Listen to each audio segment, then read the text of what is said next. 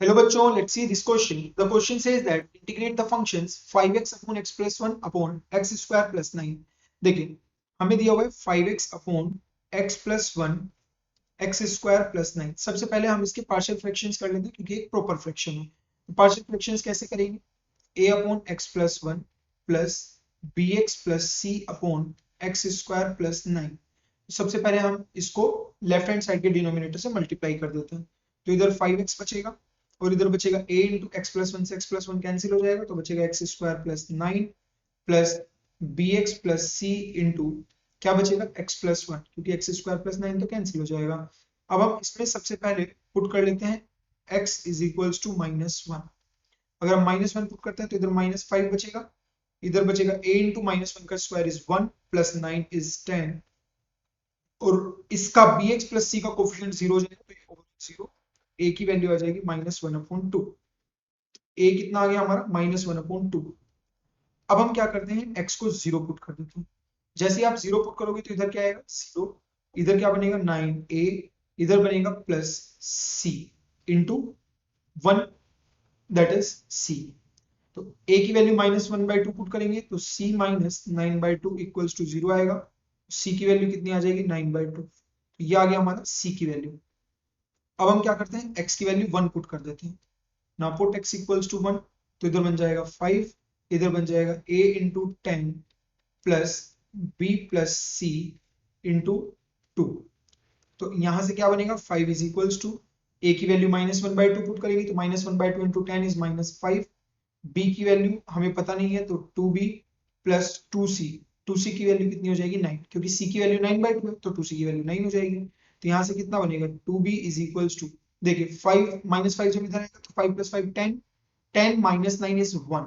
तो 2b equals to 1 तो b equals to कितना बन जाएगा 1/2. तो a की वैल्यू आ चुकी है, b की वैल्यू आ चुकी है और c की वैल्यू आ चुकी है. तो हम यहाँ से इस इंटीग्रेशन को कैसे लिख सकते हैं? जो हमें इंटीग्रेशन करना होगा तो उस 5x अपॉन दिस, ये जो हमें गिवन है इसको हम लिख सकते हैं a upon x plus one, मतलब -1/2 upon x plus one plus bx plus c that is 1/2 x plus 9/2 upon क्या बन जाएगा एक्स स्क्वायर प्लस 9. तो एक्स स्क्वायर प्लस 9 dx. यहां से हम -1/2 इंटीग्रेशन 1/x प्लस 1 dx ये लिख सकते हैं. प्लस इसको भी अलग अलग करके लिख लेते हैं तो 1/2 x upon x square plus 9 dx ये बन जाएगा. और इधर 1/2 या 9/2 1/x स्क्वायर प्लस 9 dx इसको भी हम अलग अलग करके लिख सकते हैं. तो ये जो इंटीग्रेशन होगा ये तो बन जाएगा -1/2 ln mod x plus 1 plus 1/2 integration x upon x square plus 9 dx ये बन जाएगा.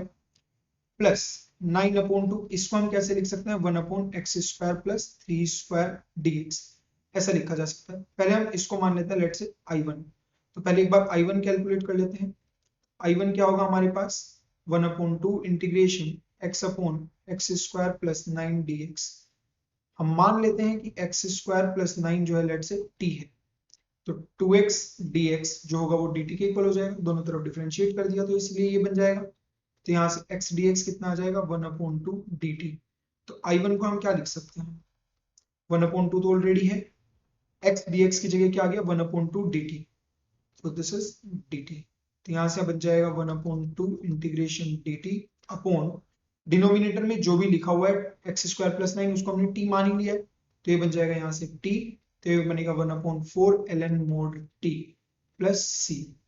I1 कितना आ जाएगा 1/4 ln मोड t की जगह हम क्या लिख देंगे, t की जगह लिख देंगे x square plus 9, x square plus 9 plus constant of integration. अब अगर हम इस वाले की बात करें तो इस वाले के लिए हमारे पास एक फॉर्मूला होता है that integration 1/x square plus a square जो होता है that is 1/a tan inverse x upon a plus constant of integration. तो जो हमारा i बनेगा वो क्या बन जाएगा -1/2 ln mod x plus 1 plus 1/4 plus ही है यहाँ पर 1/4 ln mod x square plus 9 और इधर क्या बन जाएगा प्लस 9/2 इंटू 1/a.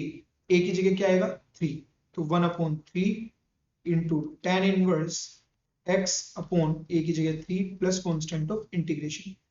I क्या बन जाएगा हमारा minus 1/2 ln mod x plus 1 plus 1/4 ln mod x square plus 9 plus 3/2 tan inverse x by 3 plus constant of integration.